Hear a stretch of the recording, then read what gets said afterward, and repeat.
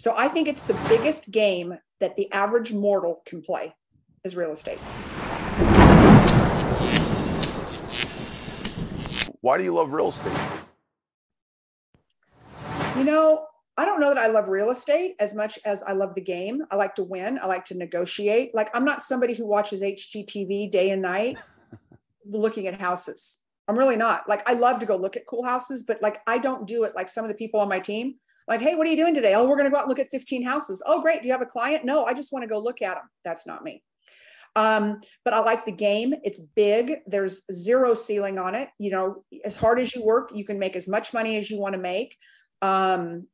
It's semi-recession proof, believe it or not. You know, when times are good, you go out and you list houses. When times are bad, you go out and you find buyers or you find partners and you acquire homes. So I think it's the biggest game that the average mortal can play is real estate.